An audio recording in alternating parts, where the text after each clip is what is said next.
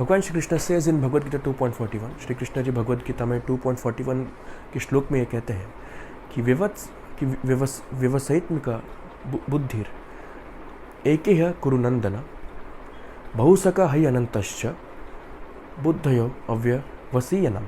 इसका मतलब ये होता है कि जिस भी व्यक्ति का, जिस भी लिविंग बीइंग का अगर कोई एक गोल होता है वो सही है, लेकिन किसी व्यक्ति का अगर मल्टीपल गोल्स है वो व्यक्ति कहीं ना कहीं भटक जाता है, कन्फ्यूजन में आ जाता है। डिटर्मिनेशन किसी एक गोल के प्रति ही होना चाहिए। और इसका जो रिलेशन है वो मल्टीटास्किंग से रिलेटेड नहीं है। मल्टीटास्क आप कितने भी करें, लेकिन जो गोल है आपका लाइफ में एक ही होना चाहिए। उस निर्धारित गोल की तरफ आप बढ़ने चाहिए, चाहे आप मल्टीटास्किंग के माध्यम से ही सही क्यों ना बढ़े।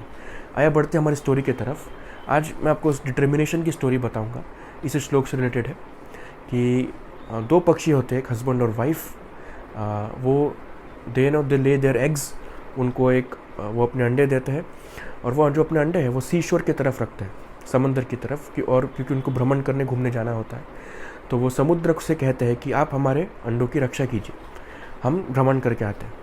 तो समुद्र कहते हैं ठीक है, मैं रक्षा करता हूँ। तो वो भ्रमण करने चले जाते हैं, और जब वो वापस आते हैं तो उनके जो अंडे होते हैं वो गायब हो जाते हैं, वो उस जगह पे नहीं होते। तो वो पूछते हैं कि हमारे अंडे कहाँ हैं। तो समुद्र जी उनको कहते हैं कि ये जो आपके अंडे थे, the eggs which have led here have disappeared from because of the waves of the ocean. हमारे जो वेव्स होते हैं, जो हमारी समुद्र के वेव्स होते हैं, उसकी वजह से अंडे जो है अंदर सी में चले गए, और मुझे मालूम नहीं है कि वो एग्स कहाँ पे, मेरे पूरे समुद्र में कहाँ पे। तो ये जो ये एक घटना घटती है, सिचुएशन से वो दो हस्बैंड और वाइफ जो पक्षी है उनको काफ़ी आघात पहुंचता है, दुख होता है। तो वो अपने इस आघात को दूर करने के लिए, या उनको एक वैसे डिटर्मिनेशन होता है, तो वो उस पानी में से एक उस अपने चोंच में से, अपने बीक में से, they start emptying the sea, they attempt to empty the sea. वो ये कोशिश करते कि हम इस पूरी सी को खाली कर देंगे, इस समुद्र को खाली कर देंगे। वो एक बूंद पानी जो है अपने बीक में लेते, अपने चोंच में लेके बाहर निकालते हैं। इससे काफ़ी पक्षी जो है वो उनको देखने लग जाते हैं, वो भी उनकी सहायता करने लगते हैं।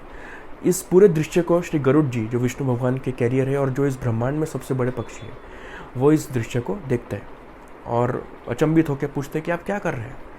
तो सारे पक्षी ये कहते हैं कि हम इस समुद्र को खाली करना चाहते हैं क्योंकि हमें हमारे अंडे नहीं मिल रहे। तो गरुड़ जी कहते हैं ये तो एक मूर्खता वाली बात है, ये जो आप कर रहे हैं ये मूर्खता है, ये कैसे पॉसिबल है। तो पक्षी कहते नहीं, हमारे अंदर डिटर्मिनेशन है, हमारे अंदर we have perseverance, we have determination, हमारे अंदर सहिष्णुता है, हमारे अंदर पेशेंस है, सबूरी है और डिटर्मिनेशन है। तो गरुड़ जी जब ये पूरा दृश्य देखते हैं वो श्री विष्णु के पास जाते हैं। श्री विष्णु जी को ये पूरी घटना जो है वो उनको सुनाते हैं और कहते हैं कि देखिए ऐसा मूर्खता वाला कार्य ये लोग कर रहे हैं, इसमें आप क्या कर सकते हैं, हम क्या कर सकते हैं। तो श्री विष्णु जी उनको कहते हैं कि नहीं गरुड़ जी, ये मूर्खता वाला कार्य नहीं है। इसमें ऐसा है कि जैसे ये पक्षी समुद्र से एक एक बूंद पानी निकाल रहे हैं, उसी तरह इंसानों ने भी अपनी ज़िंदगी से बुराई को एक एक बूंद करके निकालना चाहिए, क्योंकि बुराई का कोई अंत नहीं है। जैसे अच्छाई का भी कोई अंत नहीं है, बुराई का भी कोई अंत नहीं है। लेकिन दुर्भाग्य से इस दुनिया में हमें बुराई की तरफ आकर्षण ज़्यादा होता है और हम उसके कहीं ना कहीं उसके एक समुद्र में या उसके एक गहराई में हम चले जाते हैं।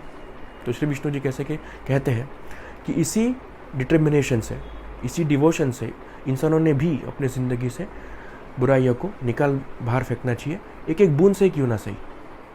तो विष्णु जी कहते कि ये बहुत सही बात है और मैं इनमें उनकी सहायता करूँगा। तो फिर गरुड़ जी उनको कहते हैं कि उस जो समुद्र है वो उन अंडों को नहीं ढूंढ पा रहा है क्योंकि उसको खुद को नहीं पता कि वो कहाँ पे है उस विशाल समंदर में। तो श्री विष्णु जी कहते हैं कि मैं उन्हें, समुद्र जी को मैं एक शक्ति दूंगा जिससे वो उस अंडे को ढूंढ सके। और समुद्र जी को श्री विष्णु जी अपनी शक्ति प्रदान करते ही provide his psychic power to that ocean for time being, और उसके थ्रू से समुद्र को वो अंडे मिल जाते हैं और वो अंडे जो समुद्र को मिलते हैं वो उन पक्षियों को वापस दे देते हैं। और अंत में जो वो हस्बैंड वाइफ पक्षी होते हैं उनकी जीत होती है, उन्हें वो अंडे वापस मिल जाते हैं। इसमें से हम क्या सीख सकते हैं? इसमें से हम ये सीख सकते हैं कि कभी भी डिटर्मिनेशन हमें नहीं हारना है, हमें कभी भी हार नहीं माननी है। चाहे वो हमारे सामने बहुत बड़ा पहाड़ ही क्यों ना हो, हमारे सामने बहुत बड़ा समुद्र ही क्यों ना हो, लेकिन हमें अपने छोटे छोटे प्रयासों से जीत हासिल करने की उम्मीद रखनी चाहिए, कोशिश हमेशा हमेशा करनी चाहिए। ये इसमें से मैसेज है दोस्तों। हरे कृष्णा।